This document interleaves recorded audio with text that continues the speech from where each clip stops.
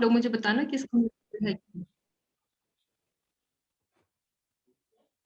हमने last class में पढ़ी थी Rolle's theorem, and Rolle's theorem की हमने एग्जांपल सॉल्व किए थे, ठीक है। तो अब हमारे पास में नेक्स्ट थ्योरम है Lagrange's mean value theorem.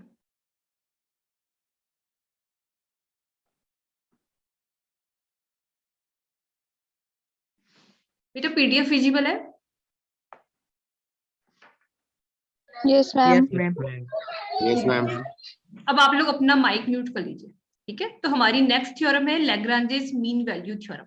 Rolle's theorem and Lagrange's mean value theorem में क्या डिफरेंस है देखो, ठीक है। लैग्रांजेस का स्टेटमेंट था if F x is any function in closed interval A B and satisfying f x is continuous in closed interval A B and differentiable in open interval A B, ठीक है। And third condition भी थी roles में कि at end points of interval fa equals to fb, then there exists any point c in open interval ab where f dash c equal to 0, ठीक है। ये तो थी हमारी रोल्स थ्योरम। देखिए अब हमारी नेक्स्ट थ्योरम है लैग्रांजेस मीन वैल्यू थ्योरम। तो इसमें देखो क्या, फर्स्ट कंडीशन तो सेम है कि f x is continuous in closed interval A B, and second condition is also same, f x is differentiable in open interval A b. Third condition हमारे पास में यहाँ पर नहीं है, ठीक है। रोल्स में f a equal to F b भी हमारे पास में कंडीशन होती थी, देखिए अभी इसमें हमारे पास में f a equal to F b नहीं है।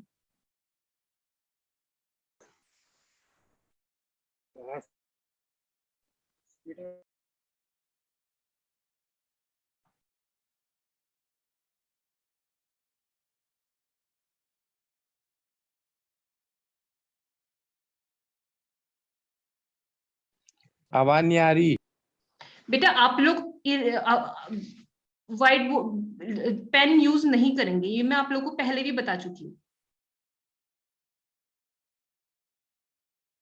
ठीक है। तो हमारे पास में लैग्रांजेस में नेक्स्ट कंडीशन क्या है कि then there exist any point c where f dash c equals to f of b minus f of a upon b minus c, ठीक है। लैग्रांजेस मीन वैल्यू थ्योरम भी आप लोगों की क्लास 12th में है, ठीक है। तो ये स्टेटमेंट वहां पर है, लेकिन यहाँ पर इस थ्योरम को हम प्रूव भी करेंगे। तो Rolle's theorem and Lagrange's mean value theorem में क्या डिफरेंस है, फर्स्ट टू कंडीशंस रोल्स में भी होती हैं एंड लैग्रांजेस में भी होती है, लेकिन third condition f a equal to F b Lagrange's में उसकी जरूरत नहीं है।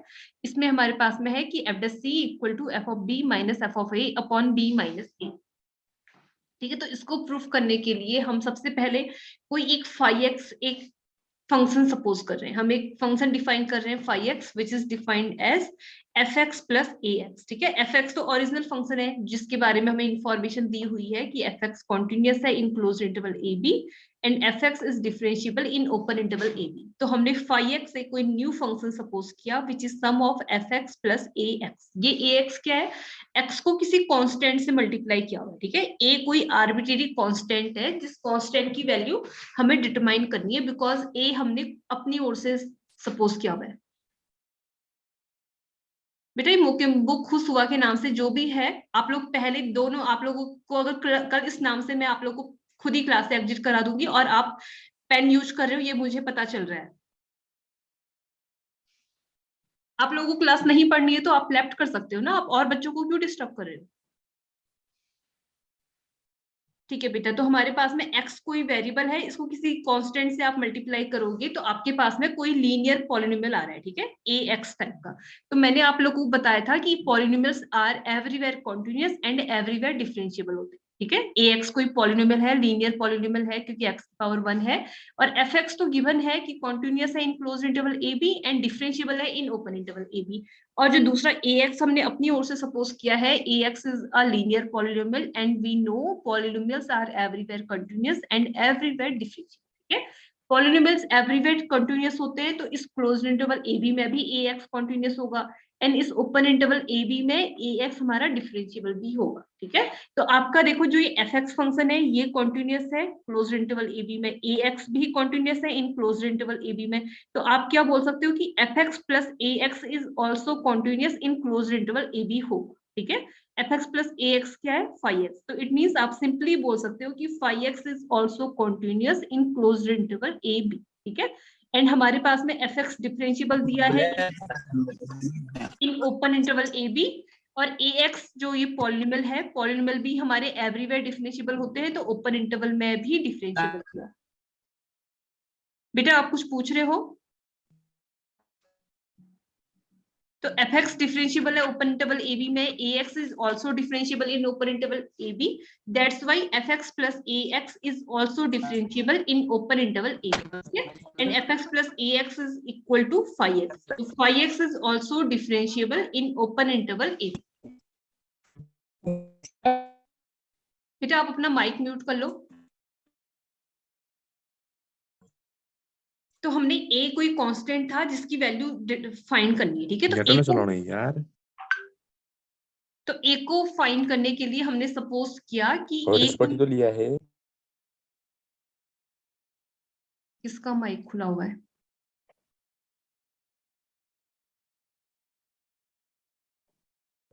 वाईफाई लगा दिया।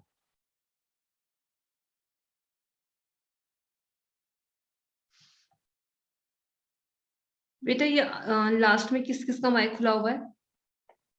तो आप लोग अपना माइक ऑफ कर लो।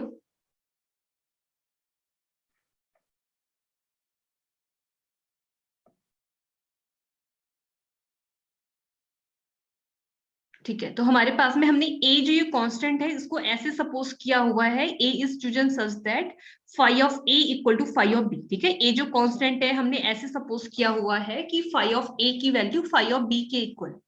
तो हमारे पास में phi of a phi x equal to है एफ एक्स प्लस ए एक्स, तो फाई ऑफ ए एक्स की जगह पे आप ए सब्स्टिट्यूट कर दो, तो फाई ऑफ ए हमारे पास आ जाएगा एफ ऑफ ए प्लस ए, ठीक है? एंड फाई ऑफ बी आ जाएगा एक्स की जगह पे आप बी सब्स्टिट्यूट कर दो, तो हमारे पास आ जाएगा f of b plus a b, f of b plus a b. अब आपको यहाँ से ए की वैल्यू फाइंड करनी है, तो आप ए, ये ए वाले जहां जहां पे ए दिख रहा है इनको आप एक साइड में ट्रांसफर कर लो, तो हमारे पास में लेफ्ट हैंड साइड में आ गया A minus A B, and इस एफ ए को राइट साइड में ट्रांसफर कर देंगे, तो F of B minus F of A आ गया, ठीक है?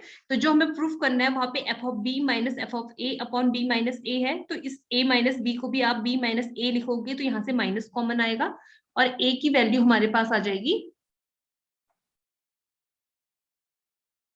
Minus of F B minus F A upon B minus A, ठीक है?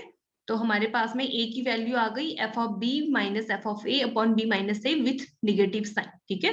देखिए इस ए को हमने कैसे सपोज किया हुआ है, A is chosen such that F of A equals to F of B. तो अब देखो ये मैं आप लोगों को पहले एक्सप्लेन कर चुकी हूँ, since f x is continuous in closed interval A b, a x is a polynomials and polynomials are everywhere continuous in closed everywhere continuous, that's why ax is also continuous in closed interval ab, तो fx plus ax भी continuous होगा in closed interval ab में, and fx plus ax की value है 5x, तो it means 5x is continuous in closed interval ab, fx is differentiable in open interval ab, ax is also differentiable in open interval ab because ax is a polynomial, that's why fx plus ax is differentiable in open interval ab, consequently phi x is differentiable in open interval ab, और हमारे पास में phi of a equal to phi of b हमने suppose किया था a is chosen such that phi of a equal to phi of b, तो it means हमारे पास में आ गया कि phi x is continuous in closed interval ab and phi x is differentiable in open interval ab and phi of a equal to phi of b, it means all conditions of Rolle's theorem are satisfied, ठीक है? For function phi, because phi x continuous है closed interval में, differentiable है ऊपर interval में, and at end points of interval phi of a equal to phi of b है, that's why all conditions of Rolle's theorem satisfied. So by Rolle's theorem there exists any point c in open interval ab such that f dash c equals to 0, ठीक है? तो F x आपका है f x plus ए x, इसको आप differentiate करोगे तो five x का डिफरेंशिएशन आ जाएगा five F dash x plus A into one, because x का डिफरेंशिएशन होता है वन, ठीक है? तो हमारे पास में आ गया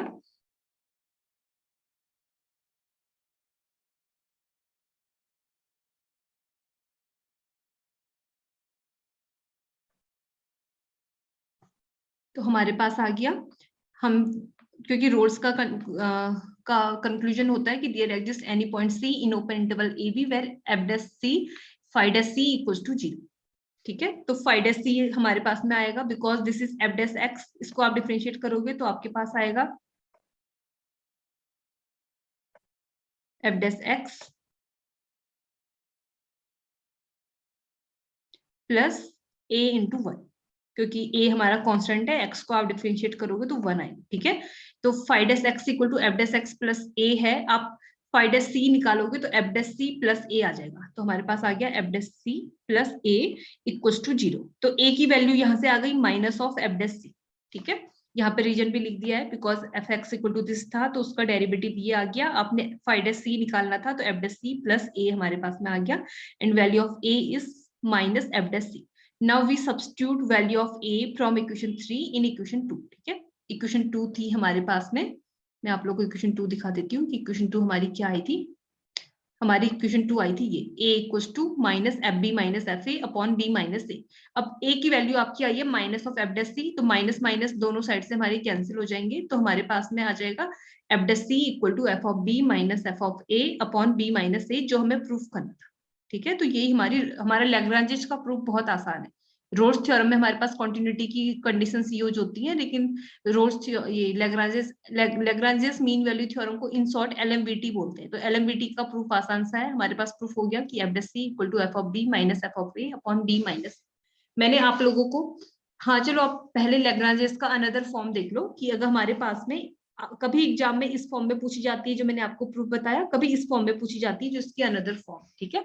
अगर आप इसी स्टेटमेंट में जो हमने प्रूफ किया इसमें b को आप a प्लस एच रख, ठीक है, b को हम a प्लस एच रख रहे हैं,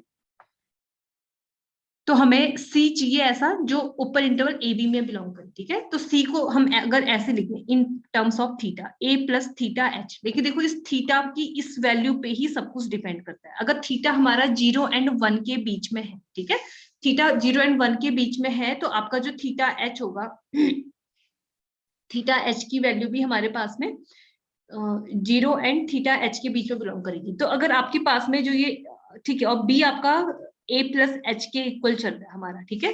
तो ये जो थीटा है, थीटा की वैल्यू या 0 से बड़ी है या 1 से छोटी है, ठीक है। तो 0 भी, अगर जब ये 0 होगा तो c की वैल्यू a होती है, देखिए हमारे पास में थीटा 0 भी कभी नहीं हो रहा, तो इट मीन्स ये ओपन इंटरवल ए बी में बिलोंग करेगा, क्लोज्ड इंटरवल ए बी में भी बिलोंग नहीं करेगा, क्योंकि थीटा की वैल्यू ए बी, ये c की वैल्यू a भी कभी नहीं हो सकती, because theta strictly greater than 0 हमारे पास में है, ठीक है। और h हमारे पास में लेस देन 1 है, तो हमारे पास में जो, अगर आप इसमें थीटा को अगर आप एग्जैक्टली इक्वल टू 1 रखोगे तो c की वैल्यू आपकी a प्लस एच आती, और तब ये c इक्वल टू b बन जाता, बिकॉज b की वैल्यू हमने a प्लस एच ली हुई है, ठीक है। देखिए थीटा स्ट्रिक्टली लेस देन 1 भी है, तो इट मीन्स आपके पास में जो भी ये थीटा की value a plus theta H है, ये a और b कभी नहीं बनेगी, a और b के बीच की वैल्यूज बनेगी, ठीक है। Theta equal to a plus theta h का मीनिंग क्या है, सेम यही है, theta belongs to A b आप बोलो, या c equal to a plus theta h बोलो, और थीटा को रिस्ट्रिक्ट कर दो 0 एंड 1 के बीच में, तो दोनों का मीनिंग सेम होता है, ठीक है। तो हमारे पास में आ गया, अब आप वैल्यू सब्स्टिट्यूट कर दो, c की जगह पे a plus theta h and b को a प्लस एच रखेंगे, तो हमारे पास आ जाएगा F dash a plus theta h f b a plus h minus F of a, b की जगह पे a प्लस एच सब्स्टिट्यूट करा माइनस ऑफ a, तो हमारा रिजल्ट आ गया f of a plus h minus F of a से a cancel upon h, ठीक है। इस h को यहाँ मल्टीप्लाई करके लिखोगे तो h into f dash a plus theta h equals to F of a plus h minus F of a, ठीक है। तो आपके पास कभी एग्जाम में क्वेश्चन आ जाता है कि prove that if f is any function continuous in closed interval ab differentiable in open interval ab, then prove that h into f dash a plus theta h equals to f of a plus h minus f of a where theta belongs to 0 1, ये लिखना बहुत जरूरी है वहां पे, ठीक है। तो एग्जाम में तब एलएमवीटी लिखा हुआ नहीं आता, ऐसा लिखा हुआ आ जाता है, और बस ये लिखा हुआ आता है कि थीटा बिलोंग्स टू 0 to 1, तो आपको पता होना चाहिए कि ये स्टेटमेंट अगर एग्जाम में कभी प्रूफ करने के लिए आए तो वो आपकी एलएमवीटी है। तो जैसे मैंने आप लोगों को रोल्स थ्योरम का ज्योमेट्रिकल इंटरप्रिटेशन बताया था, वैसे हम लैग्रांजेस का भी ज्योमेट्रिकल इंटरप्रिटेशन देख लेते हैं कि हमारी लैग्रांजेस थ्योरम ज्योमेट्रिकली हमें क्या बताती है। रोल्स थ्योरम का ज्योमेट्रिकल इंटरप्रिटेशन याद है आप में से किसी को भी कि रोल्स थ्योरम हमें f dash C equal to 0 geometrically क्या इंटरप्रेट करता है? मैंने आपको बताया था कि एफ डैश सी हमारा किसी के भी टेंजेंट के स्लोप को दिखाता है, तो f dash C equal to 0 it means हमारे पास में किन लाइंस का स्लोप 0 होता है, जो एक्स एक्सिस के पैरेलल लाइंस होती है। तो रोल्स थ्योरम का ज्योमेट्रिकल इंटरप्रिटेशन होता है कि हमारे पास में कोई पॉइंट सी ऐसे एग्जिस्ट करते हैं जहां पे टेंजेंट एक्स एक्सिस के पैरेलल होती है, ठीक है। तो लैग्रांजेस थ्योरम ज्योमेट्रिकली क्या हमें दिखाता है वो अब देख लो। अगर कोई एक ग्राफ आप लोग बना लो ए एंड बी के बीच में,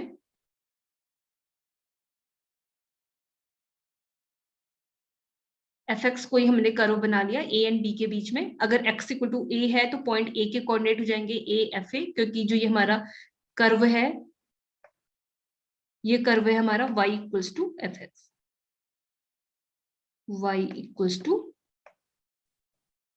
एफ एक्स।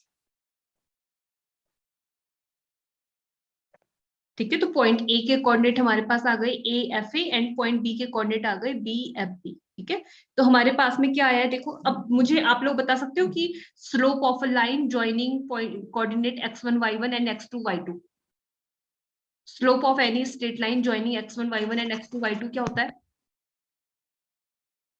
याद है बेटा किसी को भी? Slope of straight, y2 minus y1 upon x2 minus x। Very good बेटा। ठीक है, मैं आप लोग को अटेंडेंस के लिए लिंक सेंड कर रही हूँ, जिन्होंने नहीं फिल किया आप लोग फिल करो।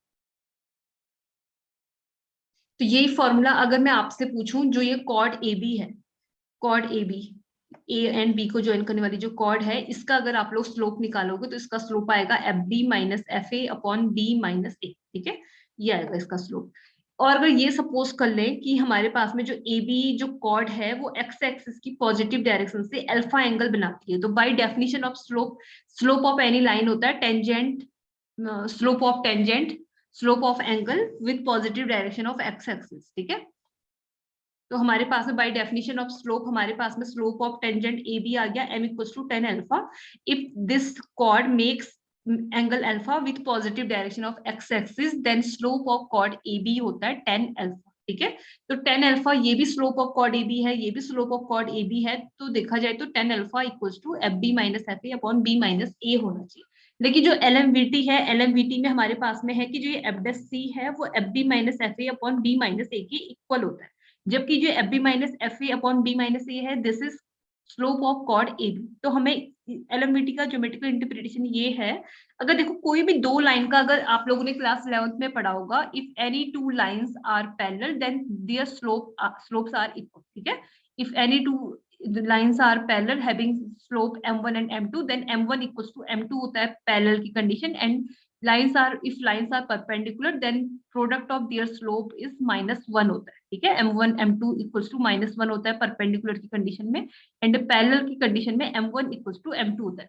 बेटा आप लोग फिर से शरारत कर रहे हो तो बार बार मुझे कहने की जरूरत नहीं पड़नी चाहिए, तो आपके पास में आ गया हो, क्योंकि LMVT से हमारे पास में है f equal to this, but आपको पता है कि this value of F B minus F a is chord of slope of chord A B. ठीक है, तो एफ डेस सी आपको क्या दिखा रहा है? Slope of chord A B. तो हमारे पास में कोई एक पॉइंट सी इस कर्व में एग्जिस्ट करेगा जिसका जो स्लोप है वो हमारे जो कॉर्ड ए बी के पैरेलल होगी। ठीक है, तो कोई एक पॉइंट सी हमारे पास में आ गया जिस पॉइंट पे जो स्लोप ऑफ टेंजेंट होगी वो हमारे पास में स्लोप ऑफ chord AB के इक्वल आएगा। तो LMVT says that there exists any point C in open interval AB such that tangent to the curve at this point is parallel to chord joining point AFA and BFB। ठीक है, या आप ये बोल सकते हो कि parallel to the chord AB, simply chord AB भी बोल सकते हो, या parallel to the chord joining points A and B भी लिख सकते हो। ठीक है, ये आपकी चॉइस।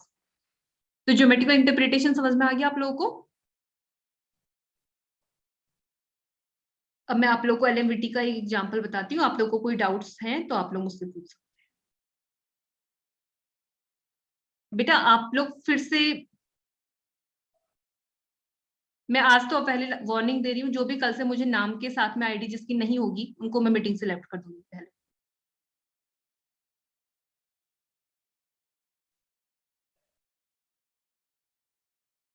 ठीक है, तो आप एक एग्जांपल देखो। एग्जांपल है if F x is any continuous function in closed interval A B and differentiable in open interval A B, and हमें